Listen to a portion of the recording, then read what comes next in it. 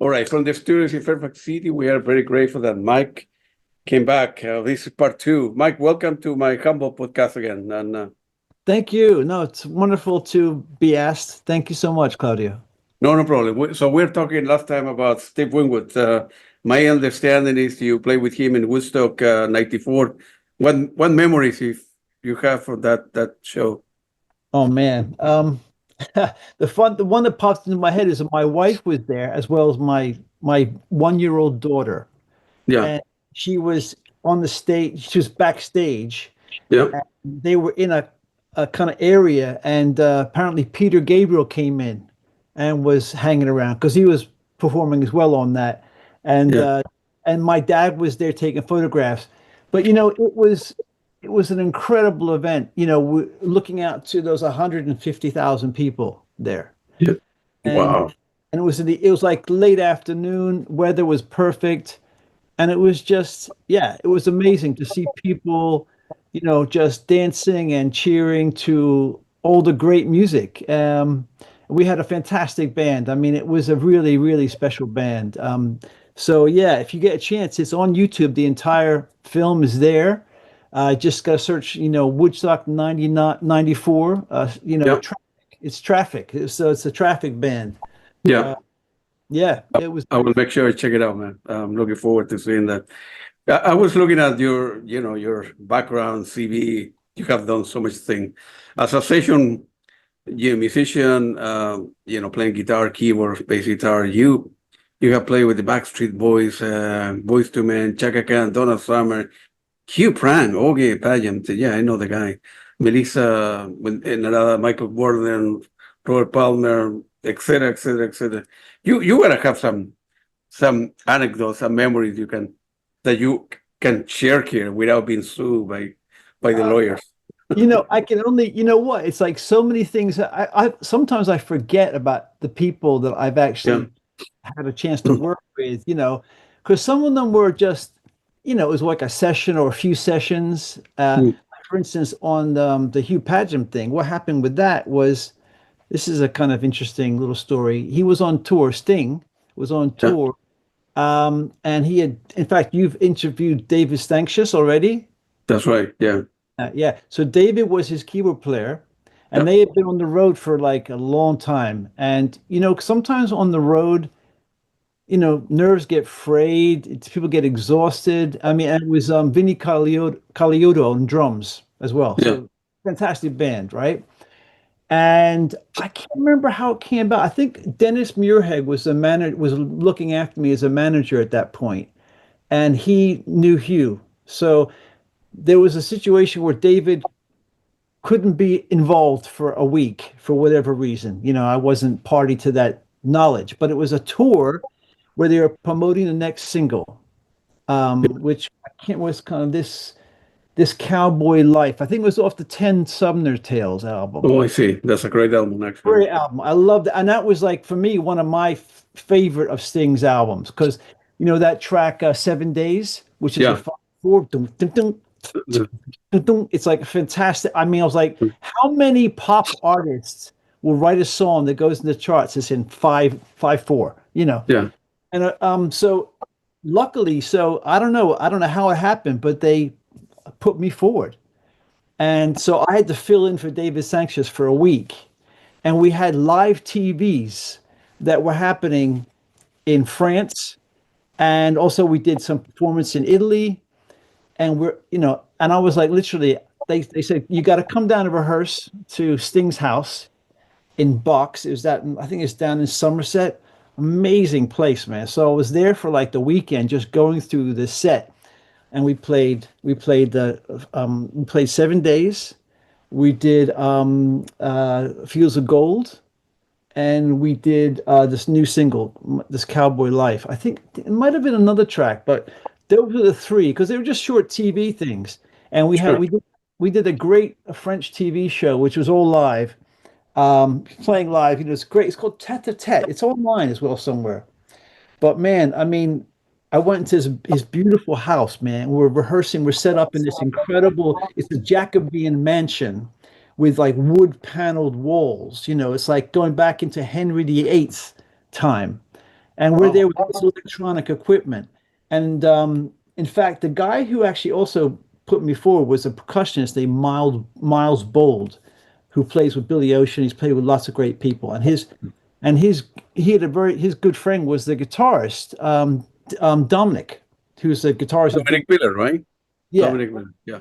So he's been with us. So that was the band, and that was just incredible, man. I mean, we were flying in a private jet, man. I mean, it was like, I mean, I've never done that. That was the only time ever I was in a private jet, and we were just flying from city to city, staying in nice hotels, and playing with Sting. I mean, home. Oh my God, what a. I mean, Steve Winwood's amazing.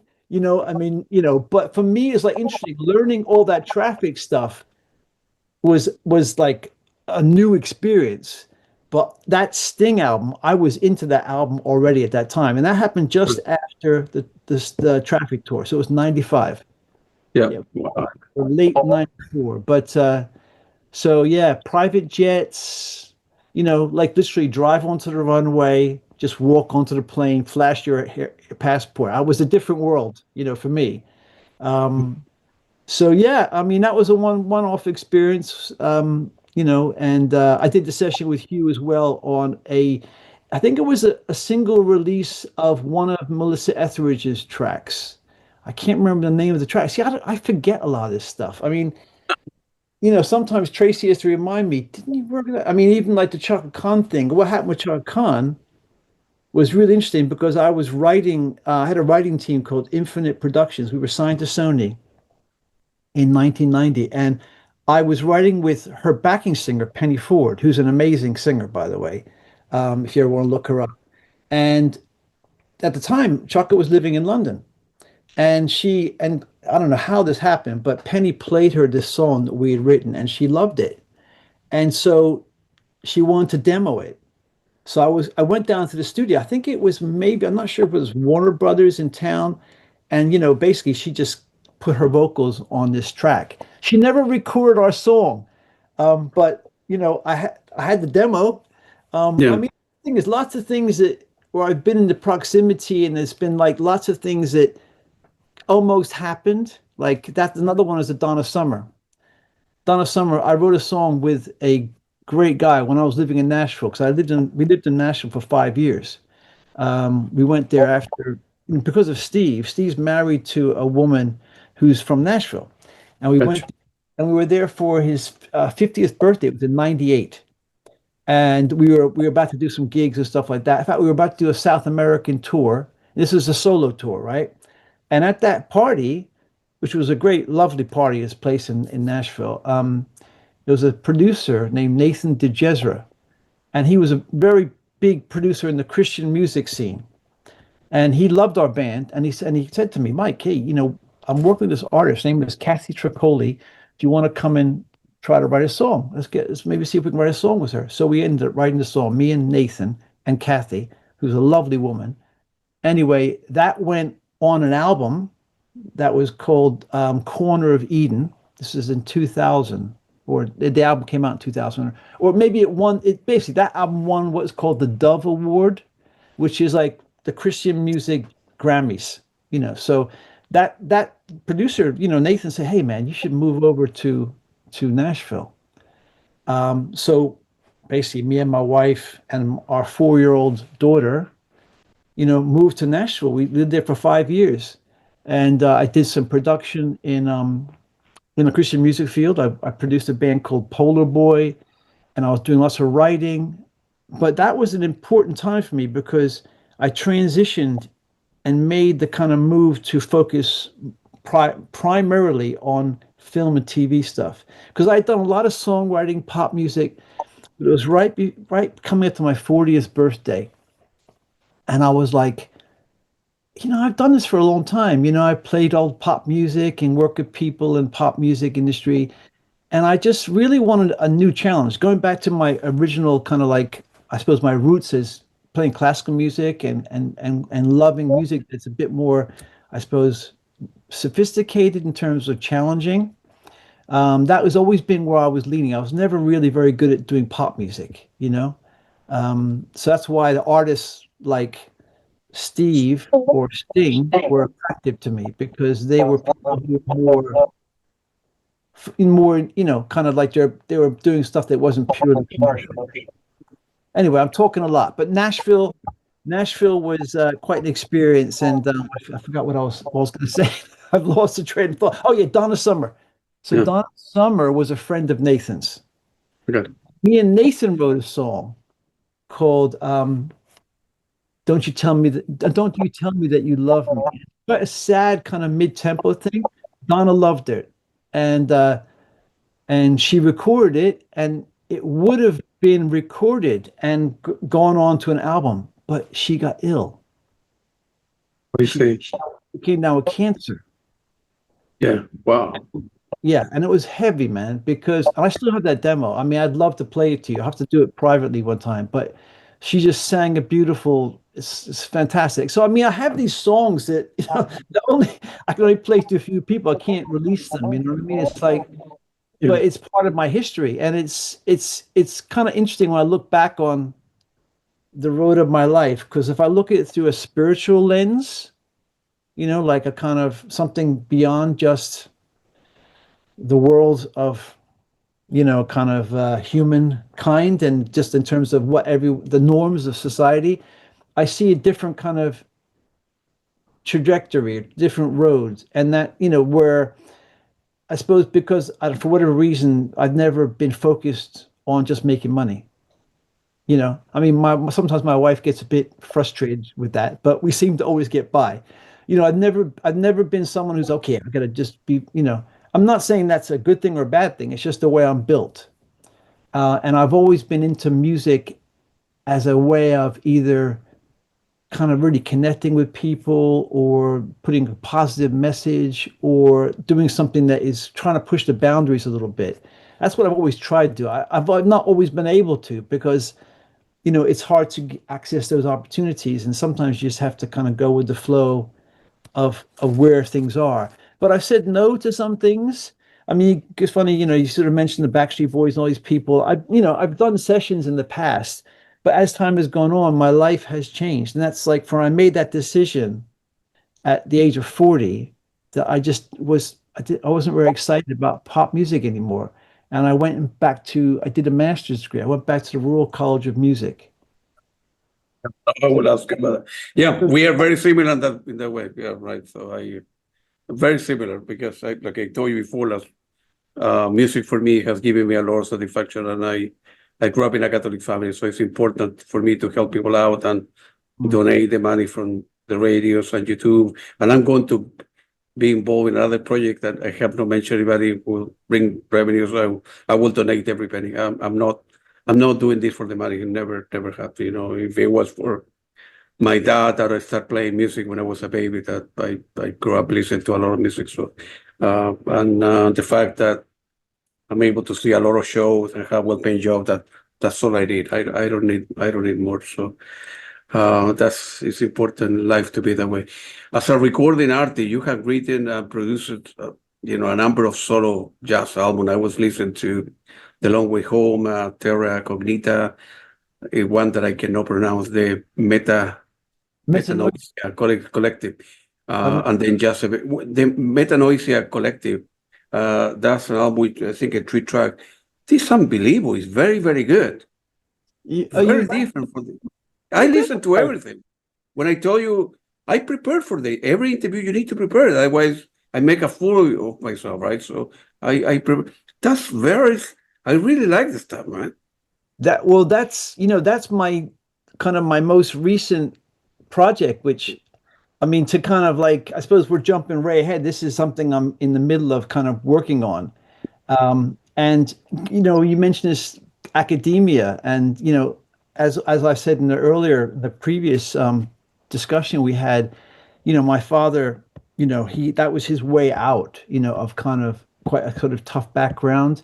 I mean, he was the first one to go to college, and then of course he did a master's, and he did a PhD, and experienced Europe, and that opened our life of our family, broadened our horizons and our worldview. It became very different to just being what he had, and many of his, his brothers and sisters, stayed in New Jersey.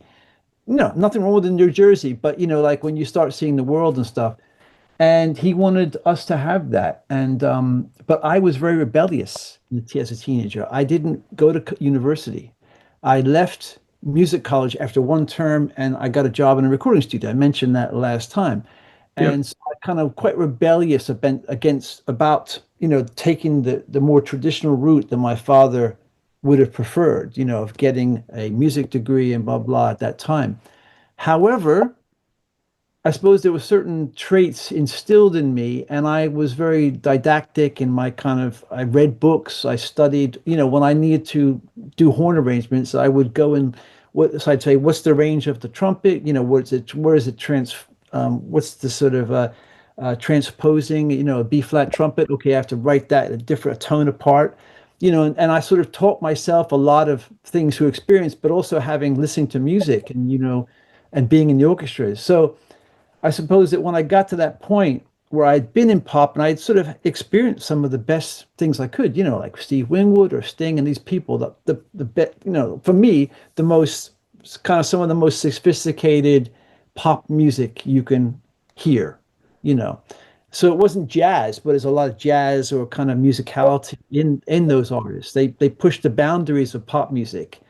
Um, you know, very sophisticated. So, but I kind of really want to get into some of the other things, So going back to the Royal College of Music, I had done some film and TV scores, that were kind of almost accidental, Claudio. I mean, they sort of fell into my lap. I didn't really go out and seek them in that way. I mean, I was very fortunate that way. And this goes back to this thing I was telling you about the spiritual lens, looking through things in different ways, the things that happen to you because of the kind of person you are, maybe, or the decisions you make about what your priorities or values are.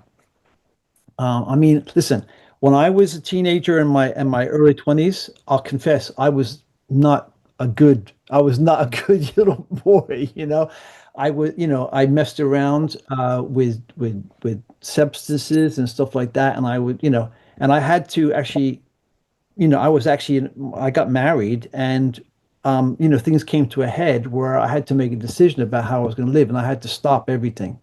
I Yeah. don't drink alcohol. I haven't had a drink of alcohol since I was 29 and a half. I don't take anything. I did smoke cigarettes until just until I was 40. But I stopped that as well. So, I can't handle chemicals. And there's a lot of people who would have known me back in my early 20s or to my 20s who unfortunately still think of me how I was then. Gotcha. Yeah. I have to accept that. But, I'm very grateful. I have a lot of gratitude that I was able to grow up and recognize and decide, okay, I want to have a great marriage. I don't want to be, and I want to be straight. I want to be together, you know. But when I was in my early 20s, I could have been a recording artist in my own right, but I screwed that up. I messed that up because I was not together. And but I look back on it now and I say, well, in the big arc of things, I've learned a lot. And when I talk to young musicians now, I have that experience. Say, hey, this is the industry can be very challenging. There's a lot of, you're playing late nights. It's easy to take some drinks afterwards. You're full of adrenaline. You want to just take the edge off things. You can, you want to smoke a joint or have a, drink, then you're moving around, you're eating pizzas, or fast food, whatever. It's not a healthy lifestyle when you're on the road and doing that stuff, especially if you're kind of like not at the high level where you have caterers and stuff like that. I mean, with Winwood, I was straight by then, I mean, I would never got that gig. I was on the road and, not to sort of go into too much detail about it, but I was part of the AA 12-step program. I used to go to meetings when I was on the road, traffic, 88 dates across America for 6 months. In cities, I would call up the AA helpline. I'd go to an AA meeting. So that was amazing because I would then go into these rooms where people in these cities, I mean, every city was, where you had an AA meeting, it was very different. You'd get a sense of the culture and the people, what's going on. I remember, like some amazing things when I was up in Vancouver. We did a gig it was Seattle, I think. And there's lots of Native American Indians there. because they can't process alcohol. They've never grown up with it in their prehistoric culture. They don't never had alcohol, so they become very easily become alcoholics. So I was an alcoholic. I'm a recovering alcoholic. I'm not afraid to say that. I think it's important because it's been sort of something that's really shaped my views of the world, because also, not to go in detail with the program, but it's a spiritual program. It's not a religious program, but it's a spiritual program. And I think there's lots of people in the industry, the lucky ones, who are able to embrace that program. And big part of the program is the idea of service. There's two parts of it. There's the recovery part where you work a program and you have to, go through a process of steps where you are very self-reflective and confessional, in a way. The other part of it is you have to give back. You have to, you don't have to, but that's the other half of it, is the service where you help other people who are coming into the rooms who are broken. Absolutely. So yeah, so at 40, that's what happened. I went back and did a master's degree at the Royal College of Music. They let me in. They asked me, they said, "Why are you coming here? You're already doing what we're doing. You've already done sort of documentaries and lots of films and stuff." And I worked with it's a great guy named Gary Johnston, a director. I did the documentary for ITV that was on PBS. It was called The Hood and the Bismarck, Battle of the Hood and the Bismarck. Fantastic historical documentary. Gary made sure I had a budget. In fact, I recorded that score with live brass and strings in Nashville. I was still in Nashville then. And that was me, like, I'm teaching myself like orchestration through Rimsky-Korsakov's orchestration book. That's what I would taught myself. Like, what's the best range of the trombone, and what the best range, where's the sweet spot? So I was like, I had been self-taught. But so when I went to do the interview at Royal College of Music, this amazing guy who became another mentor and big influence me, a guy named Joseph Horowitz. He was a kinder child who came over during the Second World War, when from Nazi Austria. He was a kid, and he was a teacher at Royal College of Music, and he started teaching there in 1961, the year I was born. And he's there. This is, you're talking about, like, this is 2003. Yep. I went there, and he asked me, "Why are you doing this? Why do you want to come here?" I said, "Because I didn't go to university. And I didn't learn, didn't have any tutoring. I had no one to guide me. I'm self-taught in orchestration, and I want to be able to spend this time focusing and really getting my orchestration chops and stuff together."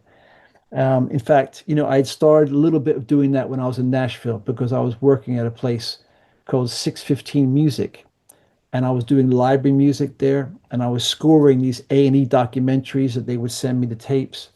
And and that was the sort of, I suppose, the bridge, the link into deciding to do it full time. And the hours were better. I had a young daughter. I had a marriage. I wanted to maintain that, and rock and roll and all that stuff. It's not great, for all that. It's very difficult to, when you're late nights and stuff, or going away. I didn't want to do that anymore. So they let me in, and and Joe was just an amazing guy, man. I mean, he had written lots of TV and film music, but he also done, sort of orchestral music. So he was, in a way, many things I could model myself on. Obviously very much older than me, and much, different kind of view of the world. And about technology, because I was obviously into technology and stuff as well, and using the tools that are available. But that was a great time for me, just to really focus. And I actually had people calling me up to do sessions. And I said, "I'm sorry, I don't do that anymore," which was kind of hard, because I was I wasn't making any money. I did get a small scholarship from the PRS that helped towards my fees. But because I had come back to England after being in America for 5 years, I didn't have residency status here. So I had to pay international fees. Got it. Yeah. But the PRS, because I had, royalties, there, and I've been a member since 81, for some reason, I didn't even ask for this, but they paid a third of my fees, which was great. And I took out a career development loan, and it was a real change in my life direction. I wasn't, even I'd done all those sessions and stuff, and I'd done all that stuff. I was not, didn't have lots of savings or anything. I was not, it was still, I was like starting over again, at 40. So that was a new chapter. So yeah, I mean, it was a great experience. And I mean, just to cap that moment of like Royal College of Music up, after I finished my master's degree, which, I was happy with the result. And I actually started to get into academia a little bit about writing and in kind of studying and research, because that was an aspect of it. But then I applied for a job as a tutor there at the Royal College of Music, because the guy who had run the course was moving on, and they asked me to take on the course. So I took over the course. I was what is called the area leader. So the course that I had just taken, I ended up coming on and being the one who runs it, which was quite an experience, because I'd never had, it was a 3-day job, 3-day-a-week job, 2 days of teaching and 1 day of research. And at the Royal College of Music, it was weird, man. It was like completely different world than what I'd been in. I'd never had a job, really, it wasn't a full-time job. I was able to still have 2 days a week, luckily, to do my creative stuff. And then out of that, because of that situation, and my wife Tracy got a job at the BBC, working in BBC Worldwide, and she was working in communications, and she was working for this guy and they were doing deals there, and she happened to meet a guy named Mark Moreau. I don't know if you ever come across Mark Moreau. Mark Moreau. Yeah, no. He was for 10 years, he was the CEO of Island Records. Yeah. But at this point, he had started his own management company in 2000. And so we're talking about 2005. And one of his clients was Paul Oakenfold. But also, Yeah. Mark was also a music supervisor. And this leads into the film thing, because Mark was music supervising a film that was being directed by Richard Linklater called Me and Orson Welles. And what happens, with that is my wife was talking to him, when she used to bring him upstairs because he was consultant at the BBC. Mark was consulting the BBC about their catalog. And she said, "Oh, you should meet my husband." Tracy, my wife, she's like my lucky charm. She's like my golden ticket, she's Okay. other things. We've been married now for, oh my God, we got married in 89. She's seen me all through everything, before I got into recovery, she saw me at my worst. I had my midlife crisis when I was 29, so I kind of went through all that. But anyway, so she's been a great supporter. I'm very lucky to have a wife or a partner who understands, the crazy life of a musician, a creative person who doesn't really want to, do a 9 to 5, and do all that thing. But so she said to Mark, meet my husband. So I went and met Mark, and he took me on. He decided to manage me. But part of that was when I was still working at the Royal College of Music.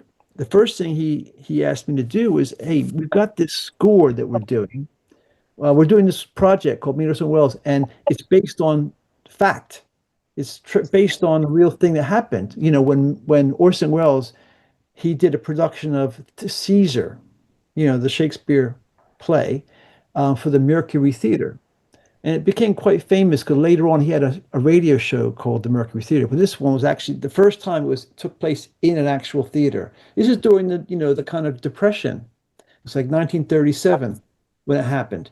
And the book that the film was based on is all kind of well researched. There's a lot of factual truth. In that film, there was Zac Efron was going to be.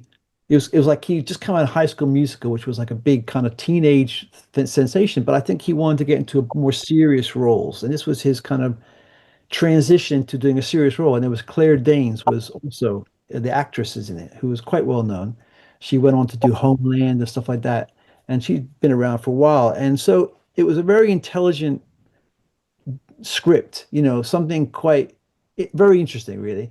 And so Mark said, listen, there's all this kind of like research, there's all this material in a library in Wisconsin that was essentially the notations and the parts that the music MD for Orson Welles, there's all this information. We need someone to look at that, and they only do an interloan library to another academic institution. Can you get these photocopies that will be sent to the Royal College of Music, and we want to have a look at them. So that was that they need that for me to collect it. So I got all these faxes sent through of parts written by a guy named Mark Blitzstein, who was Orson Welles' musical director.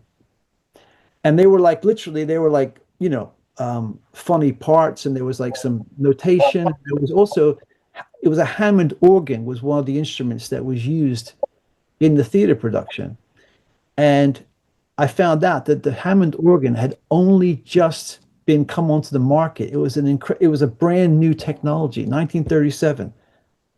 So no one knew how to use it really. I mean, we think of a Hammond organ, we think of B3, we think of like Jimmy Smith, we think of like gospel, we think of Steve, whatever. People, that Hammond organ in the 70s, it was established how to use it. All the tricks, and all that stuff, and the pedal and the volume. But when it first came out, no one had done anything with it. It was like completely unknown technology. And anyway, the way that Mark Blitzstein used it is he had, the drawbars on a Hammond organ. Have you ever seen? Yeah. Yeah. So it's basically different tones that when you pull them all together, it creates a thicker or lighter or darker tone. And they're like harmonics. So they have, the frequencies, like, and they call them different feet. So it's about like different size, 2 foot, 4 foot, 8 foot, 16 foot. And it creates different things, different tones. So, but what Mark Blitzstein had written, he had drawn literally photographs. He had drawn like a diagram of the drawbars and with different shapes to describe the sounds he wanted. It's almost like a synthesizer settings, but like they're different positions. So he was using it like a string section almost. He would do it in real time. He would bend like different sounds, very kind of like almost experimental, and the volume. So basically because it was during the Depression, the budgets were very small. So this orchestra, so to speak, was just a French horn, a trumpet, orchestral percussion, like a timpani and some cymbals, and a Hammond organ. That was the kind of orchestra, the pit orchestra for this in actual reality, right? So man, what an incredible opportunity just to kind of like explore and get some insights in something that happened, basically almost, 90 years ago, 90 years before, or actually 80 years before. So so basically Richard said, hey, I need to hear what this sounds like. Can you demo this? So that was the first thing. Mark said, demo it. So I got a horn player, actually French horn player from Royal College of Music, a trump player from the Royal College of Music, and we recorded. Anyway. I know I'm talking a lot, aren't I? I'm talking too much. Go ahead. Okay, I'll finish this story about this film, because this was the first really, I suppose, big break. I mean, I'd done documentary, I'd done some stuff before, but having now being focused solely on scoring, at the Royal College of Music, that's what I wanted to do. It was a master's in composition for screen. So it wasn't just composition, it was composition for screen. So it was very much focused on how do you there was not many courses at the time. In the UK, there was just the National Film and Television School and the Royal College of Music. No one else did one. I mean, there's lots of them now. But you're talking about 20 years ago, more than 20 years ago. So that was the first thing. They said, demo these things. So then he said, well, I want to hear those demos, but can you come in so I was there with Richard Linklater, great director who I'd admired, of course, because he had done lots of films, that I knew, right? And he's also quite unique. He's one of those auteurs. He's not like a Hollywood guy. He's very much like has his own identity. He's based in Austin. So so basically, I went in there and it's a great. The cinematographer was a guy named Dick Pope, who's famous. Does all Mike Lee's films and everything. And I'm there with these two kind of giants for me, like a cinema. And I'm just like, okay, they wanted to play the demos. So they're playing the demos and they have a little kind of like a cardboard construction of the theater where the film is going to take place. And they're talking about the timings of things. And they say, oh, we have to cut that. It has to be very short because screen time is going to be only 15 seconds, even though the piece is a minute and a half. So they basically they sent me away with some tasks to kind of edit down these pieces of music. So that was the next thing I did. So I was kind of like slowly being drawn into this film. Then it was like, oh yeah, well the way that Zach's character is plays this young boy who's brought in to be Lucius and to play on a lute to serenade Caesar. But what we're going to use, because in the original production, what they did was they used a ukulele with a triangle put around it. And we're going to need someone to teach Zach how to play the ukulele. Can you do that? I said, yeah, sure, sure. Okay, so let's do that. So that was the next thing. I was hired to go and sit with Zach Efron and teach him how to play this ukulele. Um, and nice kid, nice guy. I mean, he was a kid then. He's not a kid anymore. But then what happened after that? I think they wanted me to come to a production meeting, and the producer, um, really lovely woman, what's her name? My brain. Anne Carley. Anne Carley. She's talking about how we need to get someone to play this character in the film. A guy named Mark Blitzstein. He needs to be American. He needs to be a bit older, and he's basically the MD. Is that right? Mark Blitzstein was the scorer. I can't. There's two people. I'm getting confused. I think anyway. I'm trying to get the story finished. So basically, I'm sitting there at this table and they're thinking, gee, can you think of anyone, Michael, that could do that? Um, and Anne says, Mike, you're American. You play Hammond organ. Do you want to audition for the role? So I said, well, yeah, okay, I'll have a go. So they had some lines for me and they said, come and do a screen test tomorrow. So I went in there and did the lines, and I got the part, which was it's only a small few lines, but they had to dress me up, put me on a mustache, and I had to wear these. But the amazing thing was that I also was on the shoot for 5 weeks on the Isle of Man while they shot the whole film. I had to be there because also they wanted me to tune the ukulele when it was out of tune because Rick's very much like everything. He wants everything authentic and live. And the band, us as the kind of orchestral band, were on the stage playing live to it. He wanted everything to be as real as possible.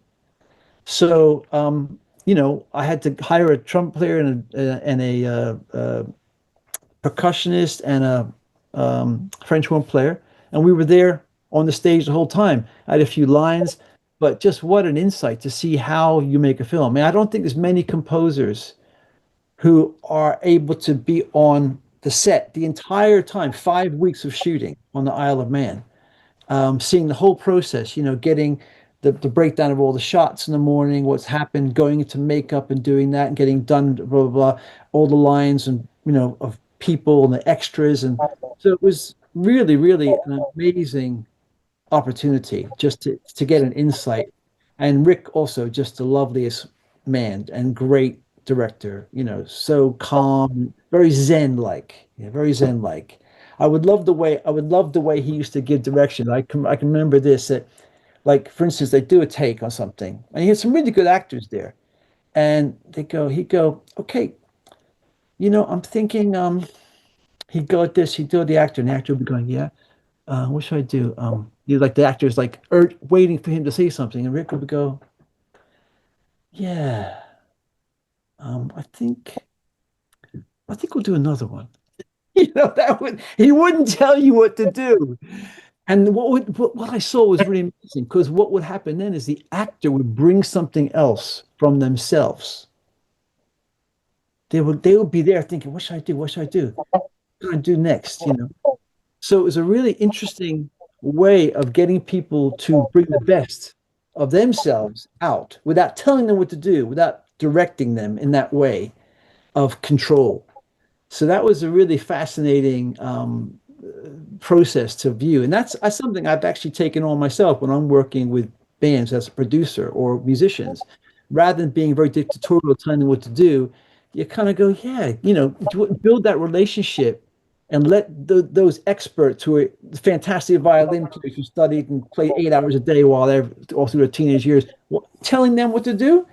No, just say, well, what do you think? And then let them, it's agency, it's that thing of trusting people to do, they know what their job should be. They know what they want to do and allow them to do their best. And then you get these surprises. You get something extra you could never plan, you know. Anyway, I've talked enough. That's okay. I keep on telling you, why. I will tell you why you need to write a book, man. One day. You have so many stories. You have done so much stuff. I don't know who will read it or not, or you will get a budget to do it. I'm not famous enough. I'm not. But why not, man? No, I work here and I work there. Easy for me to say, but you're doing this now. These interviews. This is if anyone stumbles across this and is interested, they'll hear it. And this is great. You put this out there and you give me a chance to share some of this because, yeah. I mean, otherwise, I'm not very good at kind of like. I mean, I'm not. My profile is. I'm not like very good at kind of building that. Or that's not my thing. But yeah. So. Yeah, but it was great experience. That was wonderful working with Rick. Yeah, no. Well, you have done all the stuff. You shouldn't be humble about it because you have done the work, man. In 2010, right? You end up scoring 2 independent UK feature for Get Me Out and Just in Air. What and then you end up writing a credit include a jazz track. What memory do you have for that period? Well, I mean, interesting you mentioned that film, Forget Me Not, because that film was directed by the third assistant director on Me and Orson Welles. A really great guy named Lance Ronig and his partner. There's, two directors, Alex Holt. So that film basically, that was an opportunity that grew out of on the set and getting to know these guys, who were assistant directors to Rick, and that was their first feature. So it was a great fun to do that. And funny enough, interesting, because I think that was when I first time worked with Nick Taylor at Airedale, because I needed to record a string section, for that, and I booked Airedale, and Nick was the engineer, and I really liked the way he worked. He was. Like I mentioned before, like he's very musical. He's very kind of he's not just a technician. Not that nothing is wrong with a technician, but he records music, and also he's into all the analog gear and all the kind of microphones. He would study the Beatles, like he had all these old microphones that were Coles, and he had all these old kind of like valve things that were back from the 60s or even earlier. It was a Blumheim. I can't remember the name of the microphone. The Blumheim. It was a precursor, I think, to the Coles. So he's very into all that stuff, but also really musical. So I really liked him, and I started working with him regularly. Whenever I needed to record strings or anything, I would do that there. So I did a project after that, which was actually Gary Johnston was the director, or maybe it was before that. It might have been. It was E equals MC squared. That was before that. Or maybe it was, I get confused chronologically of things. Maybe it was before that. Yeah, it might have been before. Maybe that was the first time I worked with Nick. But I worked with Nick like 2 or 3 times on projects. I really liked him. He was I would always go to him. We've become very good friends since then because, we've made music together as well and stuff. And through that relationship, because he was the house engineer at Iredell, which is where Maggie Rumford is based. That's her building. That's her operation, so to speak. And so he introduced me to Maggie. I think it was maybe that was after the just after I did this another Gary Johnson project, which I really loved, called Alien Deep, which was for NatGeo, and that was like it was a 5-part, series. Really, a lot of work. I mean, there was 240 minutes of music in it, and it was like 6 months of work for me, and really exciting. I mean, me and Gary started much earlier developing new sounds. We actually created some sounds that were used to kind of emulate going underwater with the submarine and stuff like that. Gary's really cool. He's very experimental. He's actually retired now. He's just slowed down really. But we did some fantastic projects. We did that. We did Eagles Empty Square. We did the Hood and Bismarck. We did others. I can't remember. I've lost track again earlier. But yeah, that was I think after that that's when I first met Maggie. We went to have lunch, and she was really cool. I really liked. She was so mellow and obviously super experienced. And yeah, she took me on. She took me on as my agent. So she was my agent, and being part of Iredell, was just really lovely. It's kind of very kind of like quite a sort of, I mean, sort of almost like a family environment. Everyone, you kind of so you go in there and it's quite chilled um and so yeah, so through that obviously lots of projects grew from that relationship with Iredell and to Maggie and the people who worked there. The Dark Angel happened there, through that project. Finding Your Feet, Jazz Ambassadors, those were all really came through the relationships with Iredell and the people there. The great young woman there named Alice Atkinson, who actually, hadn't been working that long in the kind of, sort of pitching, and she got me the job for Finding Your Feet. But Maggie kind of like mentors quite a lot of young upper people. I mean, there's a woman who's become a massive, really successful music supervisor named Kiara Elwes, and she started there as a kind of junior, so to speak. Now she's a really successful music supervisor. She's done lots of great projects. There's I think a very well-known project called I May Destroy You with what's something Cole, Marcella Cole, I think. But it's a really powerful series on BBC that was award-winning a couple of years ago. And she did music supervising for that. So yeah, I mean, that was a great run. So I was kind of like I had Mark Moreau for a while managing me, but then I had Maggie as my agent. Yeah. I think I parted with Mark though. I think maybe just before, because Mark, and that was kind of yeah. Mark maybe went on to Crown, and then he retired. So yeah, maybe I wasn't with Mark anymore. I can't remember. I lost track. But so yeah, so that kind of whole period of working at Iredell went right up until probably until right before COVID, I think. Okay, and I mean basically. I mean, the reason I kind of moved on from after being with Iredell for 10 years, I kind of felt like I needed to go somewhere else. And also I started working with this guy, Paul Oakenfold. I don't know if you've seen any of the projects I've done with Paul. And I had met Paul through Mark Moreau. And we did a couple of films together back in like 2008. We did a film called Nothing Like the Holidays, which was a studio picture with Alfred Molina, Deborah Messing, and Freddie Rodriguez. It was a really good film. It didn't really play out in England because it's about a Puerto Rican holiday film in America, the Thanksgiving and stuff. I mean, no one can really relate to that in England, So Sure. it didn't in England, but it's a really fun film. It's really lovely, and I really enjoyed working on that. Although that experience of being in Hollywood, I found really stressful. You know, it was like, whoa, I mean, just really intense.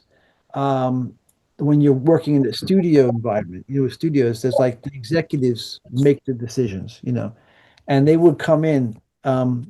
during the mix, I was there on the mix, and they would say, we don't really like that, sound. Can you kind of change that, please? So I'd have to go back that night with Paul and go, hey, we used to rethink this. And so it was like, really, and also being away from home in LA for 3 months was not fun. It was work, work, work, work, work.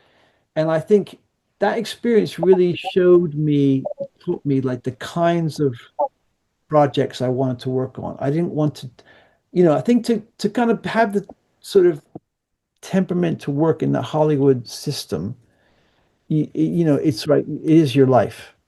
It Sure, is, sure. everything else comes second. I mean, I'm talking about even family, everything. Work comes first. And it's full on, And I suppose I'm not so excited about just getting big credits.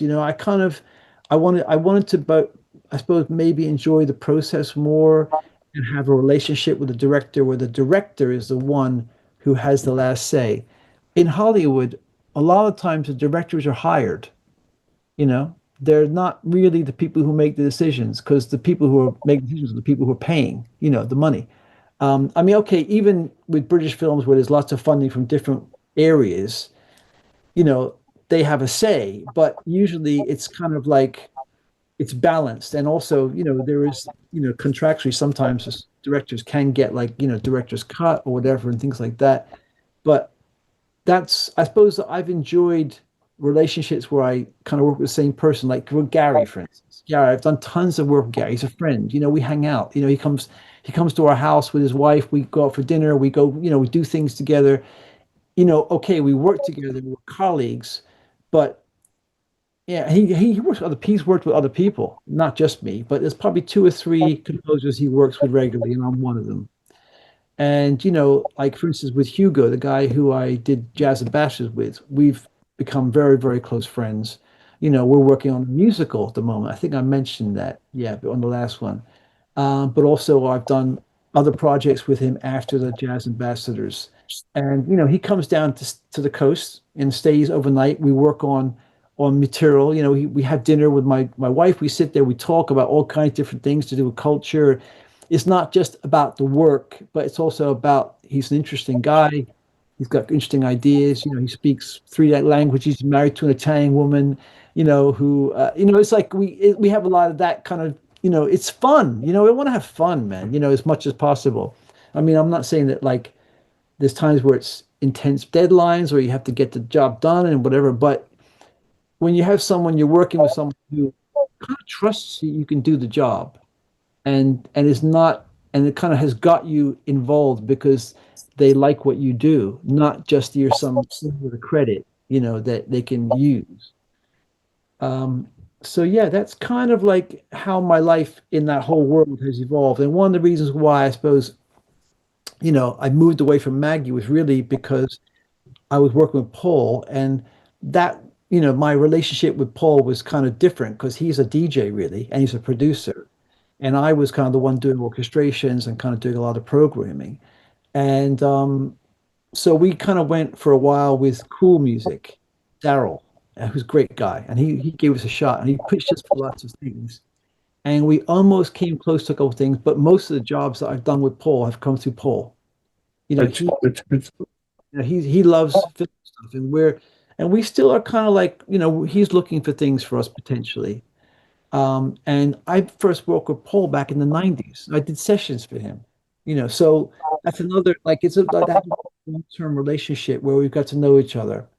I mean, he's got a very different kind of lifestyle than me, but, he respects me and I respect him. And, I know what he brings to the table and he knows what I bring to the table. So if it happens, it happens. And we hang out. He was down in his mother lives in Maidstone, which is not far from me. And he came down and we met up and we went and saw F1 and just went to the movies like two kids, and just enjoyed the movie, and had some food and lunch and stuff. It was like daytime. So yeah, it's like, I mean, I'm very lucky, man. I'm very fortunate, that I've had the life that I had, and it's and know the people I do. sure, sure. Man, you need to write a book. I keep on telling. Yeah, so you mentioned Alice. So I'm in touch with Alice. from Airedale. She's a very nice lady. She's been good to me. And Maggie, I never met Maggie. I know she's very famous in the industry. And I actually never been in Air Studio. Hopefully they will invite me one day. I would like to visit. I'll link you with Nick. You should you'll enjoy speaking with Nick. I mean, I don't know. Yeah, Alice obviously knows Nick well, so I'm yeah, sure. yeah. But Hopefully they will. yeah, I'll drop a line to Nick and say, "Hey, this guy's really great. You'll have fun talking to him." See, Thank you. Thank you very much, man. I noticed that you did television work that was included in the series 3 of the British music TV series, Live from Abbey Road. I went to the website and I checked all the programs, and it's unbelievable that people are there. I know that was broadcast in the UK. I don't know if they are available somewhere, maybe in YouTube or a DVD, because I would love to. They're big names, and they're great. That was a great show. In fact, that was Mark who got me that title sequence. It was just basically a title sequence for the TV show, and I think in the States it was shown on HBO. Yeah, I would like to check it out because I went to I went to Wikipedia. I saw the link on the list of series 1, series 2, series 3. That's very interesting. A lot of famous people. Then I would love to see the stuff. It's a great series. I think. I mean, yeah. I'm not sure. I suppose they must have them somewhere. I mean, those things are, because you said, they're like iconic bands who have performed in Abbey Road, and that was really fun. I recorded that with Nick. That's that opening theme, and we actually recorded it in Abbey Road. That was the important. All the drum sounds. In fact, Nick was really into kind of trying to reproduce the sound as much as possible that you would get in there. I don't know if you heard the theme. Did you hear the theme? It's all, I think, on my website. On my website. No, I need to know. I have not. I just went to the link Abbey Road. I was like, oh man, I saw a little bit. I need to see stuff. I'll send you the Let me a link for this. kind of a title sequence that I did, because it's all like live. In fact, I used a great drummer who for a long time was the drummer in the bootleg Beatles, a guy named Hugo Degenhardt, and he was like, he knew every drum that Ringo had, and he brought in like an old 1960s kit and kind of so made it very much like try to make it as authentic as possible, like a Beatles recording. But yeah, I mean, all these different things. The thing we haven't touched on, which I'm not sure if there's time today or not, if you want to, but this is this later period, like after I've kind of like stepped away from film and TV stuff a little bit. I'm not trying to I'm not pitching myself or anything. I'm not looking for jobs there. And I've been working on a new project, which is, Metanoisia Collective is sort of kind of a satellite or an offshoot of that. And it's basically a research project, PhD research project I've been working on. And it's basically developing like a creative practice with metanoisia. You heard the music, right? Pretty good. I mean, but I got other recordings that will be released on that, but those are all improvised to films. That basically I've made films that I film nature, movement, rhythm in nature, like whether it's the waves, the ocean, or trees, or swaying in the wind, or seagulls, and then I use that as a kind of like, I suppose you could say it's a kind of graphic score, a moving graphic score. Like graphic scores they have in new classical music, where they would draw pictures, music would interpret it. So there's in modern classical music, there's this thing what they call, I suppose John Cage started the term called indeterminate music. Where it's you don't know what the outcome's going to be. People like Brian Eno has also done that chance music. So it's a kind of World War II kind of like, it's kind of confronting a lot of those ideas around the composer, but also processes of how you make music, where you give the musicians more agency in what they do, rather than being very specific and very specific texts, like in notation with when to go soft, when to go loud. So it's also, I suppose, it's got, it's jazz is also a part of that as well, but jazz has its own set of rules, right? It's got its own maybe kind of like language, to do with bebop or whatever, depending on what area of jazz or you're in. There's jazz fusion, of course. So there's all these different kind of categories, right? But what I've been trying to do in this is to create a non-idiomatic kind of framework where musicians, doesn't matter what tradition they come from, even what country or what language they speak, what's happening is they're responding to visual stimuli, right? They're responding to movement on a film. And what I give them as a kind of very basic tonal reference point is either a modal scale. Modal music? You ever heard modal jazz? Okay, modal jazz is like something that a guy named George Russell wrote a book called The Lydian Chromatic System. And then Miles Davis took that and he used it in, for instance, in Kind of Blue. That's the most famous album that's modal jazz. Basically, you have a set of notes, right? That I'll give you an example here. Sorry, just take you to my piano. Right. And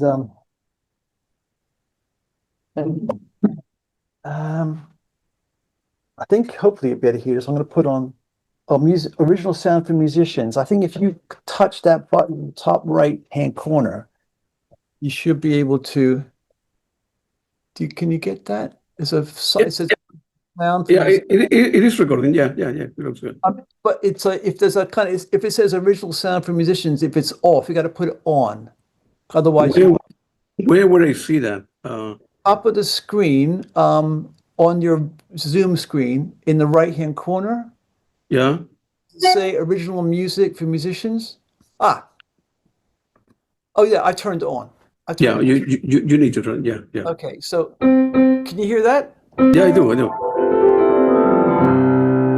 How is that clear? Yeah, play a couple notes.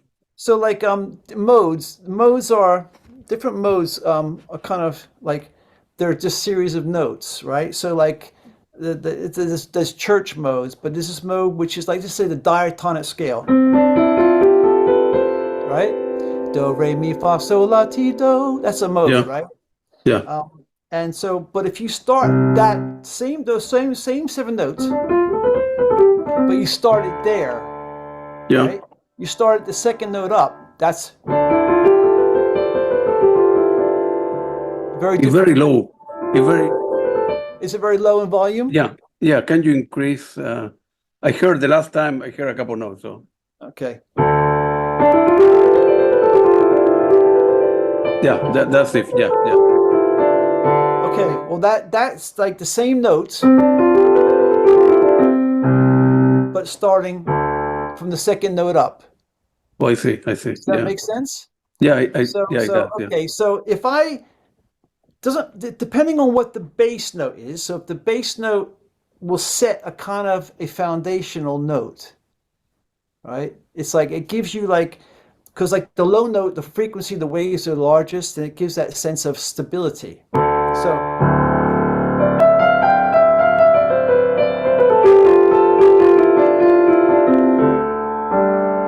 right? So but if I play the same notes, but with a different bass note,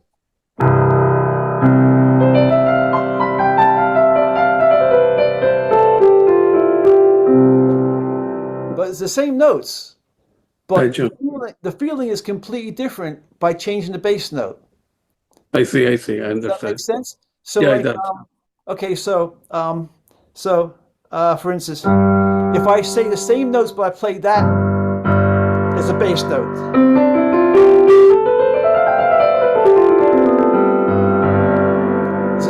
Each time I'm playing the same notes, but the bass note is changing the feeling or the sense of what it is. So, if think of that Miles Davis.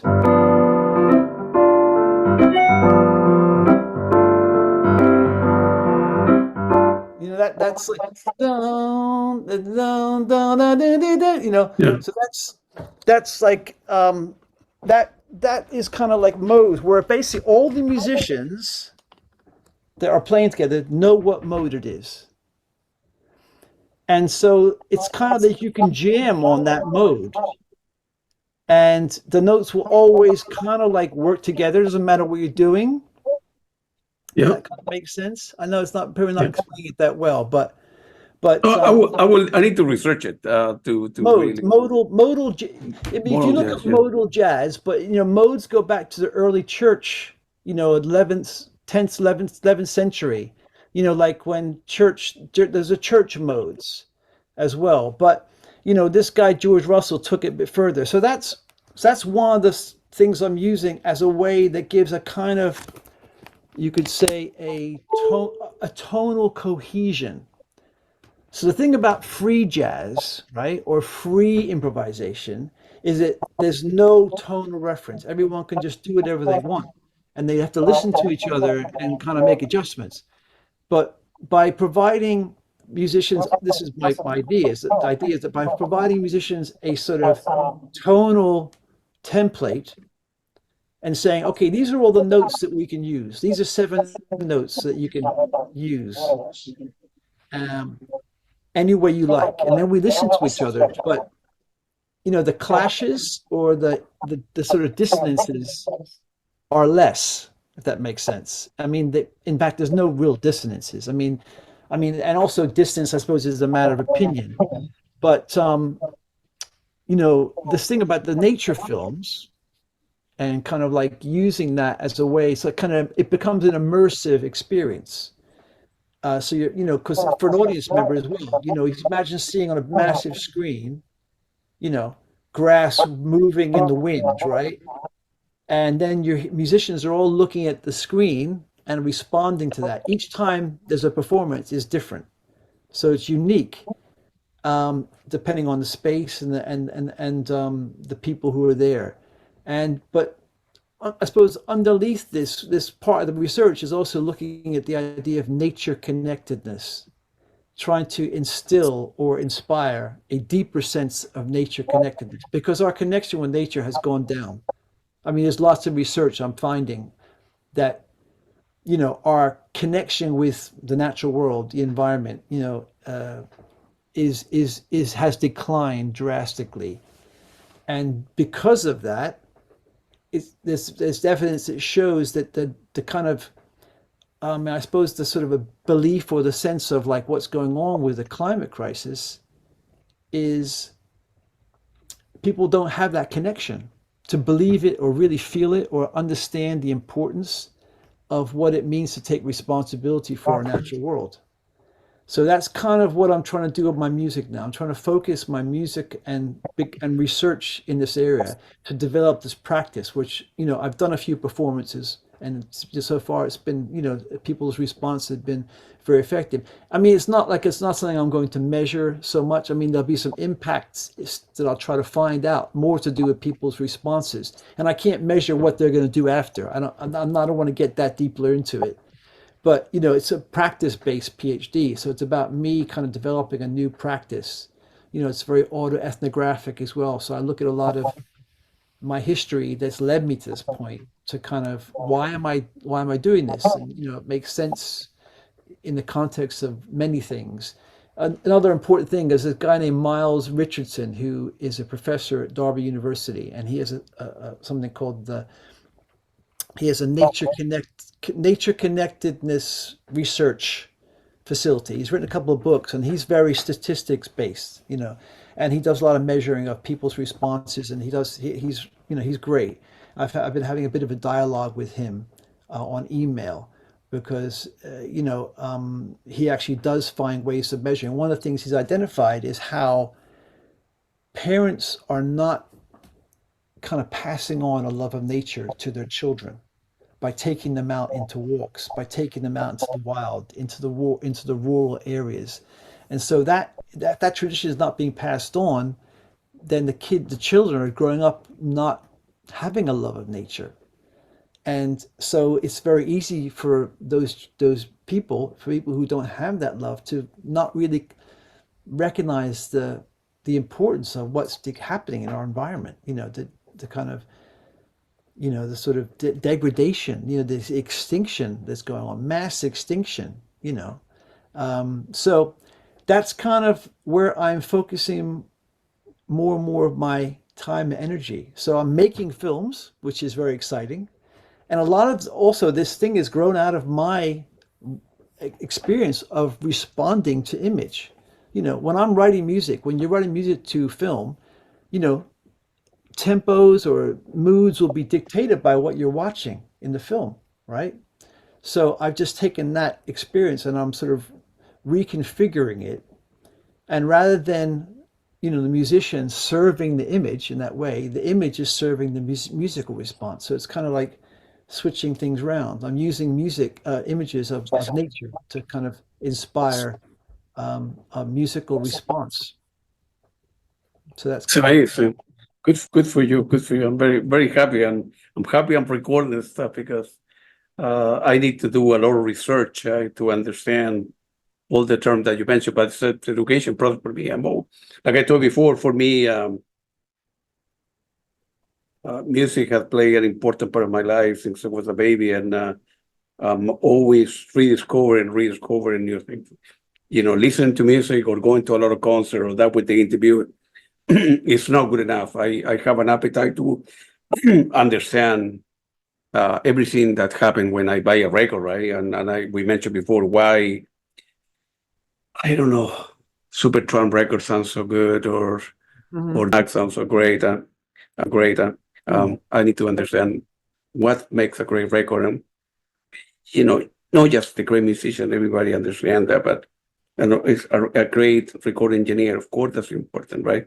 But it's a lot more than that. And a lot more than that is I'm trying to rediscover that so I can learn more about it. So that's all it is. Sometimes for me, the journey it's more important than the destination. I've always have been that. I have no idea, like you, right? I have no idea where I will end up. It's not important to me where I end up. What is important for me is that I'm making the steps going forward, and then try to understand how everything works. Right? I'm an engineer, right? I was trained that way, so I'm always have questions. My brain is always working. What about this? What about that? So if people can benefit by listening to the interviews, it's great. The last question of the day, of course, education has been very important to you since your dad growing up. Of course, you enjoy mentoring and is committed to passing your experience for the next generation. So you are involved in the Pie Factory Youth Center, the London Center for Contemporary Music, and the Institute of Contemporary Music Performance. I imagine that in many ways, you're doing because it's important, but you are connected to your dad, I suppose, right? Your dad tell you, yeah, if you want to do music, that's great, but it's a crazy lifestyle, right? So that I'm telling you, have a plan B, right? Go get a degree, get a master, if you want to form a family, do the music on the side, right?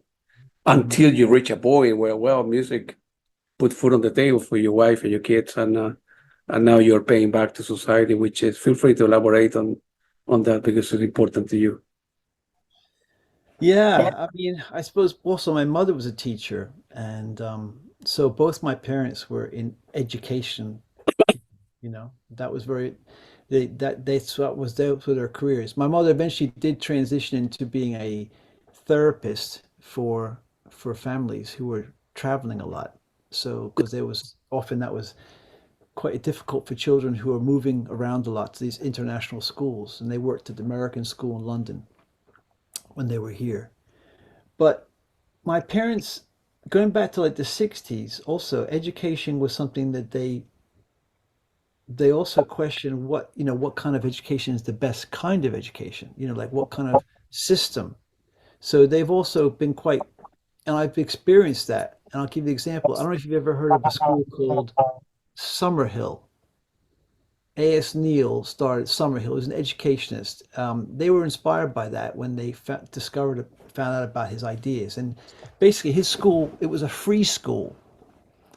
So basically, what they meant by that is that A.S. Neal believed that children know what they want to learn, that they will stumble across something where they will ask an adult, "How do I do this? How do I, how do I sort this out?" So the idea that the natural curiosity of children will lead them to self-educate, to learn.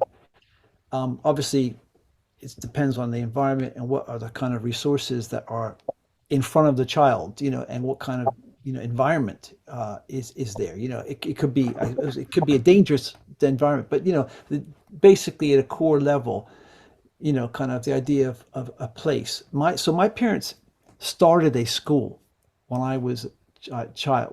They in America, they started a school called the Worcester Free School, and it was a group. It was a kind of done by lots of parents. Some of the parents were from the academic part of the world. I mean, my dad worked at Clark, and a lot of those academics were also looking at experimental forms of education. And then the other half of the parents were from deprived areas or single parent families where there was a lot of, maybe there's some trauma. So we were all thrown together into a space and had to get along, and also, find our way and learn.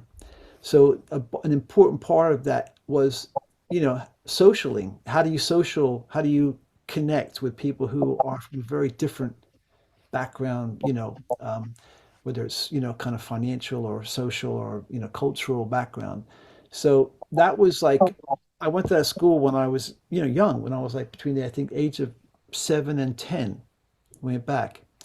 And all I wanted to do was make guitars. I wanted to make guitars. That was my obsession, to Yeah. make to make a guitar. But through this, I mean, so I can remember a couple things, but I remember like trying to make a guitar that actually worked was very, very difficult, you know. And one of the things I kind of ended up learning through that process of trial and error was about frequencies. And because of course, like we talked about before, the harmonic series. If you want a guitar to be in tune when you play on the frets, it has to, how the mathematics of that is very interesting, you know. That's right. That's right. So that was one of the things. So through that also I learned, through that process of trying to, basically make a guitar, I learned a lot of mathematics, basic mathematics, to do with, fractions, basically, and division, So that's an example, I suppose, of how my motivation to, and the problems of constantly facing, it's not working right. The tuning is not right. How do I do that? And then I had to ask a teacher, one of the people, the adults who were around. So that kind of, I suppose, we already talked about the sort of didactic kind of self-teaching. That's been a very much, I mean, I suppose I'm more into nonfiction. I read lots of nonfiction. I mean, everything, at the moment I'm reading this guy, Miles Richardson's books. I'm really interested in that. But, I've been reading a lot of like eco-feminist research. I've been reading a lot of sociology, to do with, theories, because obviously for my project it's very much like that. Or also, of course, experimental music, like Michael Nyman wrote a great book called Experimental Music, which he talks about John Cage and Frederick Resky and these guys who were like post World War II experimental composers. So, I love to learn. I love to learn. I love to, kind of look deeper at things, and I'm very questionable about like my sources. I'm very careful about what sources I go to, and I think that's really part of my parents. They kind of gave me that sort of environment. So when I'm with young people, like when I go to teach at the London College of Contemporary Music, which is where I teach one day a week now on Tuesdays during term time. And I teach songwriting in the morning, and I teach composing for media in the afternoon. And they're third year, so it's their last year of university. And you know what? I'm not teaching them how to write music. I'm not teaching them how to write songs. You know, if they don't know how to do it, if they don't know how to do that yet, if they're not motivated yet to do that, then that's too late. You know, I mean, I don't talk to them like that. But what I'm saying is, like, you know, you can analyze something and understand it. Like, okay, like you can look at the song, you say, okay, well, that's the verse, and then it goes into a pre-chorus section, then it goes into a chorus. And then that takes the first minute, then it goes into, repeats that structure, then it goes into a middle eight, and then it goes to an outro chorus, and there's some development there. So, you know, like you can look at form and analyze it.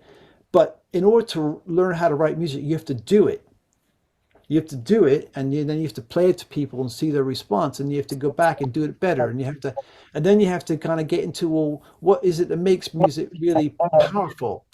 And you were talking about you wanted to learn, you know, how to make a great record. And I was thinking when you're saying that about what I think makes a great record is the vibe you capture in the studio. It's the vibe between the people and the authenticity of the emotional commitment that is made in that moment when they're playing their instrument. That to me, it could be a bad recording, actually. If that is there, people are going to feel it because it's got that human power. And you can go back and listen to recordings made on 78s. They're scratchy as hell.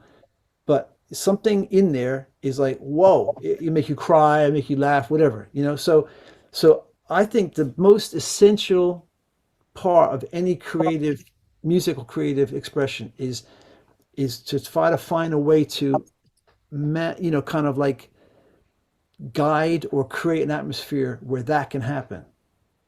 So like when I'm teaching, you know, I'm assuming that's already there. That motivation must be there because otherwise, if you don't have that, you know, you can't, I don't think you can write a good song by numbers. Nothing that will last. Maybe you can kind of like get away with something that sort of has a superficial kind of appeal, you know, at a certain point in time in history, but something that lasts, you know, I think it has to have that essence of emotional commitment, authenticity. So what I do to focus on is more about like, well, how are you going to make money? You know, how are you going to make money out of your music? Because luckily, a lot of these students are motivated. Most of them are pretty motivated. And by the third, that's why I teach third years. I can't really, I don't want to teach first years because they're not sure what they want to do yet. And they're still having fun and they're just like out of home for the first time. And they're just, you know, they're socializing, you know, well, going to the pub, you know what I mean? That's like, I'm not interested in holding their hands, you know what I mean? No offense, I've done that before in the past, but no longer. So, you know, I go in there very much with a mission about like, this is what this is like, let's look under the hood of this industry. This is what's happening. This is, you know, I push them to join up PRS and get CAE number. I push them to understand the importance of these institutions that protect your rights and that collect your money. They don't, you know, don't know that. They want to release music. So I talked to them about metadata. The importance of metadata at the moment is it's the long game. If you don't have your metadata and your administrative stuff together, you know, you're never going to make money because everything is going online, is digital. You know, it's not mechanical copies anymore. I mean, people do make records. Vinyl is very popular, but you know, really, it's that aspect of tracking and taking care and looking after your IP. You know, ultimately, you know, whether it's recorded music or whether it's you're publishing author rights. So that's what I bang on about more than anything else. Of course, I also give them feedback on their music, but I'm very much, I take the approach of like, it's something I learned from Suzuki technique. Say three things that are encouraging and one thing they have to work on. So point out three positive things, like that's a really great narrative. I think you got a great idea there. I think the chorus is really strong. And I think that, you know, your structure is really kind of coming along. But maybe what you should focus on now is to see if you can kind of like clarify the second verse narrative. You know, so that way it's like, because, you know, it's like a lot of creative people, especially when they're young and they're not sure, they lack confidence. not to make excuses, but why do we think the world should listen to us? Why do we, who do we think we are? That the world should, should like, oh yeah, I'm so special, like listen to my song, No, well, so there's a kind of like a funny, like, it's not arrogance so much, but it's like a need. I need to express myself. I need to express my pain or my joy. Listen to me. It's a combination for performers. It's also a very kind of like extrovert, and you want attention. For people that want to say something musically, it's like you want to try to, I don't know, blow people away. John McLaughlin, you know what I mean? Whatever, this is a kind of like a funny thing that goes on, and that we need to be recognized in the world, right? And so that insecurity brings with it like a kind of a delicate potential, kind of instabilities, for mental health, or for, if you get into drugs and alcohol. We know how many people have died who are great artists because of getting too sucked into that. And, I myself had a very kind of lucky escape, at 29. So, I talked to them about that. I talked to them about like lifestyle, and also reframing ideas about success. Like what is success that could be for you uniquely? So I think I'm very, very successful. My wife has to remind me that sometimes, but I'm successful in the sense that I've kind of been able to live this life of a pretty much, freelance creative person. There's been a few ups and downs for sure, but I've been able to continue to grow and change and evolve and do more exciting, different things, take on new challenges. That's amazing. I'm so blessed. So, an important part of that now, particularly at this point where I suppose I'm moving into my elder years, I still feel like I'm, 30, but in my, I have experience. I have a lot of experience, and, with in Los Angeles, I work, very closely with very famous rich people, artists, and some of them I've really thought were very, great guys, and some people I thought don't like them very much, and I've taken from those experiences lots of things, and so like success, is really up to you. It's not what the world says is successful. Money, lots of money often brings massive problems, massive challenges. I've seen that, so, and fame, as we know, brings tons of challenges.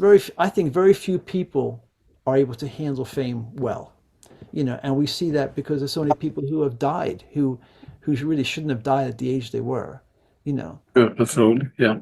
So, I kind of like, I bring a lot of that into my teaching, as opposed to this is how you write a song, this is how you do this. We analyze things, we do some analysis for sure. I try to get them to look at songs or scores that they might not have heard of, because they're all listening and looking at stuff that's very recent. So I'll take them back to a Jerry Goldsmith score, like Planet of the Apes, where he's doing a 12-tone, kind of serial score based on, kind of Schoenberg's, concepts and it's like, what the hell is that? Or I'll take them to play a Burt Bacharach and Hal David song where, it says a 3/4 bar in between a 4/4 bar, and then it's like, it's like funny structures that, you know what I mean, that a computer would be very complex to do on a computer and program, because computers default to 4/4 and to 120 BPM when you put them on the software. So trying to break them away from that, and look at things that they might not have experienced. So that's kind of where my teaching style is. Okay. As I said before, I'm very happy that I'm recording this, because there's a lot of very good information again.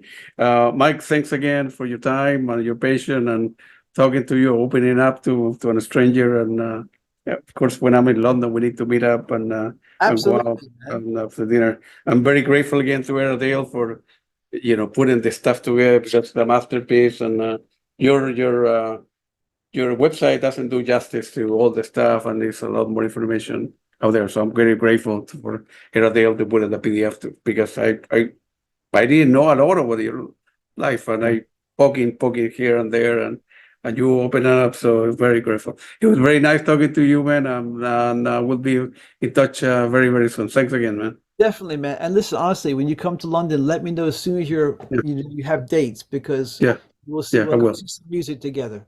Yeah, you better. Thank you very much. I appreciate it. Take it easy, Great, man. brother. Nice one. Thank Great you. talking to you. Thank Take you. care, man. Take it easy.